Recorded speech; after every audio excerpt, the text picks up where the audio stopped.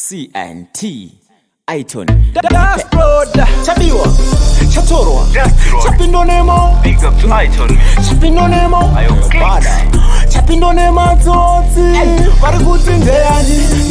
ndeani yakagadzirwa nani ngoma yanetsa kunge abhero ngoma inodiwa nemagero wacha nao ndakainzwa ichiridzwa ndakainzwa yakunyutswa yakapinda mubrain dzangu ndikagutsura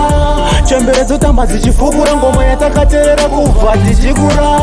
ngoma inebata moyo ngoma inehondo kunge kuchimoyo ndaona matime kunge ayo kwayo mabhebi votinonaka kunge mayo bata fasta ngoma iri kunetsa ngoma inokutakurira mutoro ngoma yakasimbiswa nanatoro ngoma yakasimba kunge bolo abva kudashboard kwaitoni slim ngoma irisaparingtoni ngoma inodiwa kumabhawa ngoma inodiwa kunge bhawa chapindwa nematso ndakainzwa ichiridzwa ndakainzwa yakunyutswa yakapinda mubrain dzangu ndikagutsura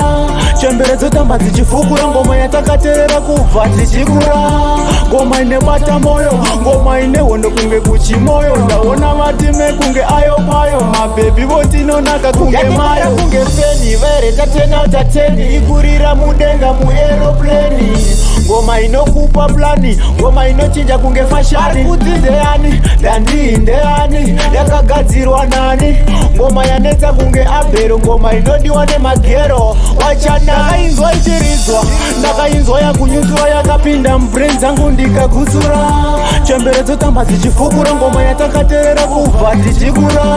ngoma inebata moyo ngoma inehondo kunge kuchimoyo ndaona matime kunge ayo payo mabhebi votinonaka kunge mayo bata fasta ngoma iri kunetsa ngoma inokutakurira mutoro ngoma yakasimbiswa nanatoro ngoma yakasimba kunge bolo yabva kudashboard kwaitoni slim ngoma irisaparingtoni ngoma inodiwa kumabhawa ngoma inodiwa kunge bhawa chapindwa nematso ndakainzwa ichiridzwa ndakainzwa yakunyutswa yakapinda mubrain dzangu ndikagutsura